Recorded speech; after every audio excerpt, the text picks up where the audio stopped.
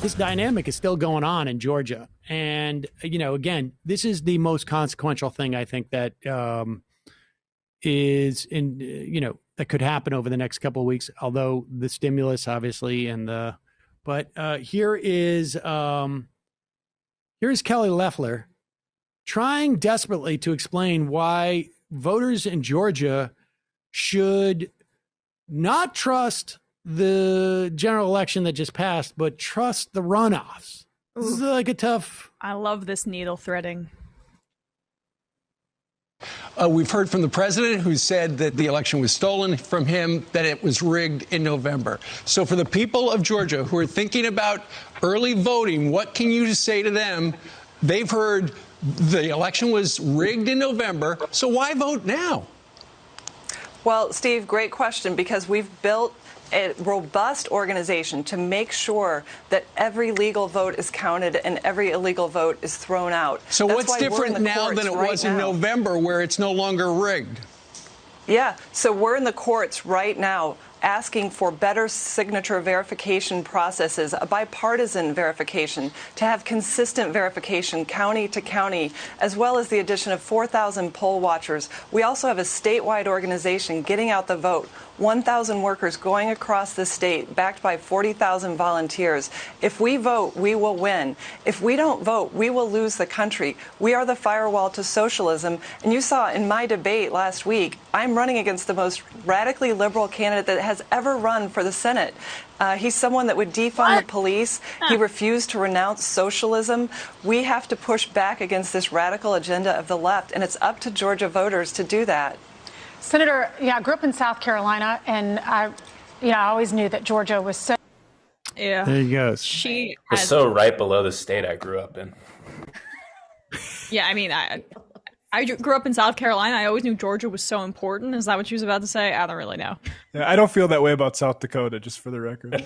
Also, yeah, so she's trying to claim that Warnock is way to the left of, like, Bernie Sanders. Well, she's the most radical person ever to run for the Senate.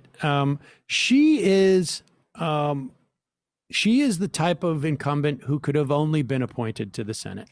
Honestly, I just don't if she was not the incumbent. Damn. She makes Martha McSally look like she's JFK. Right. Honestly, who put? I mean, did they put her in? Did they appoint her because they want to set somebody else up to win in the Republican primary? They appointed her because she donated money to them and is fabulously rich. That's why they appointed her. Can't you? Doesn't she have enough money that she could get like some type of like a charisma transplant or something to that effect? Like, can't you buy something like that? You can't, unfortunately, but you can buy elections, which is what she's attempting to do. I cannot believe, that she's...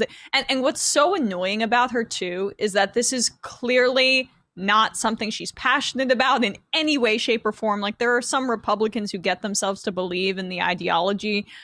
There's nothing about her run that speaks to her except for her own vanity project. And then maybe she'll get a little lucky and she'll do some insider trading and make herself a little more wealthy. Like, the fact that it's such a naked, open, I'm a bored rich lady, so maybe I'll buy this Senate seat. That's what's more off-putting to me than anything. What happened to those like foundations they used to start where they just, meet up on Wednesdays and have like drunk brunches? Just stick to that. Like Daughters of the American Revolution or whatever the hell that is. There's no doubt that she was endorsed by them. The secret one. Yeah, be a Real Housewife of Atlanta. I'm sure they're casting. I mean, seriously, just throw wine at each other. If you're this bored, don't completely, buy a Senate seat and use it to make a few extra million. I don't know where. How has nobody done it at Real Housewives of the Republican Party? Like, seriously. They're doing Real Housewives of Salt Lake City right now, which is basically that. I don't say know. Real Housewives of Tuxedo Park. I don't know where Warnock and Ossoff are on the $1,200 checks, but here is an interesting. Ossoff's been advocating for it a lot. He has. Yeah. I would imagine that Warnock has too. I would imagine. Yeah. Here is a local Atlanta news station, and this is interesting. Let's play this Fox 5 Atlanta clip. to push the turnout. The Justice Democrats, Lori, and other progressive groups sent this memo out this week saying Democrats should make the Georgia Senate runoffs a direct referendum on a $1,200 direct check to Americans, meaning if checks are not included in the next relief bill passed by Congress, it should be the, quote, central issue in the Georgia Senate runoffs. Do you agree that that could be a strategy we'll see in the coming days for Democrats? That is a strategy for Democrats, but because it speaks to the Democratic base, and many of the voters right now are really hurting in terms of the economy and losing jobs, especially the small business owners. It's an interesting strategy, but Courtney, I know you've paid attention to the negotiations on Capitol Hill, and what Republicans are really hesitant about is kind of essentially what amounts to a bailout for states like New York and states like California and some cities. And I think Senators Perdue and Loeffler would say, you know what, Georgia has been fiscally responsible, so why should Georgia taxpayers and taxes, why should they go to pay for states that have not been fiscally responsible? All right, January 5th coming up in just a minute. Wow. Rick Scott took out an op-ed in the National Review saying just that we shouldn't do state and local funding because it's bailing out the poorly run Democratic states. Why don't everyone in the news media have just their email boxes slammed with the data that shows where federal tax dollars come from and go? I mean, I get the idea that that's not the point of this, that just because New York pays more that it takes out in terms of getting a return on the dollar, that we don't necessarily want to promote that. But if this is being weaponized, you got to fight back against it. And the reality is, I mean, Matt, go see if you can find one of those. I mean, for every, dollar that New York State, I think, pays in federal taxes, they get back something like, I don't know if it's like 95 cents or something to that effect. The Democratic states pay, largely speaking, I don't think it's 1-to-1, but the blue states pay for the red states. Yeah. But I mean, that gets in the way of the talking point. They tried this in Kansas. Well, that's my point. It failed. They should get they should get in the way of the talking point. You think Sinclair Media is really going to be inspired to do that? Why is the leader of the Democratic Party, which is now inexplicably Joe Biden, or even, whatever, I'll pick Nancy Pelosi here. Why are they not making it a referendum on $1,200 checks? I mean, I understand why Pelosi's not doing it and why Biden's doing it. He wants any bill whatsoever, doesn't really care what's in it, doesn't care if it's an empty can of aerosol. I don't really know. But that would be a wonderful way for the Democrats to market themselves. We're the party of $1,200 checks. Instead, Josh Hawley is taking that mantle alongside Bernie Sanders in the Senate. I think this is about, just as we on the left have to pick what we're leveraging at this moment in this time. I think that Biden, I don't agree with it, obviously. He seems to be putting all of his energy into China right now and building some sort of bipartisan coalition when it comes up to, normalizing whatever relationships with China again. And God forbid that they sacrifice that for the $1,200 checks that should be going out to every single American. You know what Americans don't care about right now is America's relationship with China. Emma, what planet are you on? Can I also wake say up every morning thinking about that? The only amendment that I would make to that is right now. I would say they just don't, period. Right, It's not even right now. That's the only. Yeah. Okay, I got what you're It is saying. not temporally constrained. Here, put that back up, Tell Matt. Steve Bannon that. Let's look this up. I mean, I think there's reasons to be, to be interested in it, but it's just the facts. All right, yeah. Can you zoom in on that, Matt, a little bit?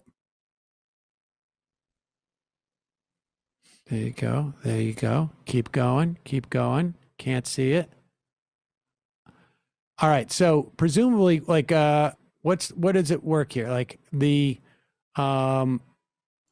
I've got another one too here, Brendan, if you want to. Okay. Yeah. And North Dakota's doing way better than South Dakota because of oil wealth. But if you want to stop sharing, Brendan, here's this one by it's just a straighter line graph. States by return on taxpayer investment. And I'm not sure which. This is from an Atlantic piece. I can't tell exactly how old this data is, but the general gist is, red states are generally. So we can see it a little better. Let's see here. There we go.